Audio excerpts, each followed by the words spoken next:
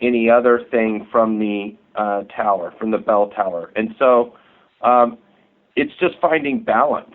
And that balance, to me, is allowing groups to congregate, allowing groups to meet, and encouraging them to pursue their faith in a safe and reasonable way. But I think that's what they were doing originally, but they tried to take it a step further, and that's where they got into trouble.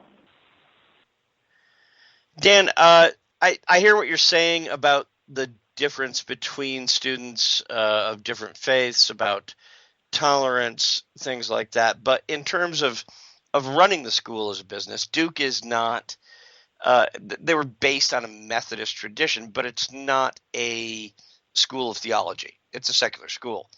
At what point do you think they need to draw the line and just say, we're not going to get involved with this. That's not our issue. The students need to regulate themselves in terms of their own personal interests. We're here to provide an education.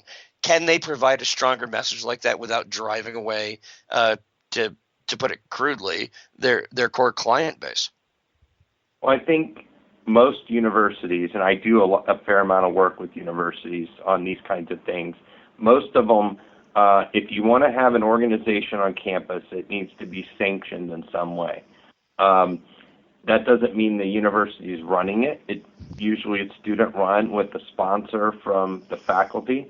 But that's how you get funding for organizations, and that's how you have access to the use of facilities. And there has to be, from a security and safety standpoint, there has to be some kind of oversight. If you want to use our facilities, then this is what you need. If you want to go into the bell tower, you're going to have to, that's university property, that is a university facility. There has to be some kind of sanctioning there.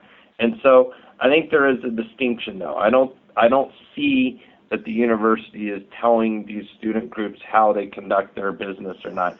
They are going to determine which facilities you can use and can't use.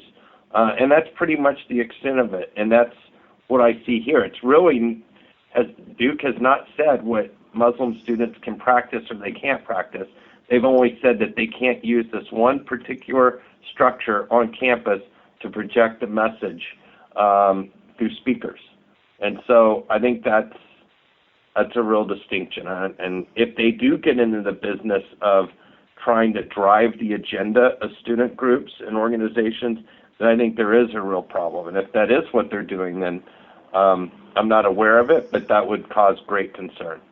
And we've been talking with Dan Hill, president of Ervin Hill Strategy, about the Duke University controversy over the call for prayer. We'd like to thank Mr. Hill for being here, and thank you for listening to episode 4 of Politinerds Radio. Good night.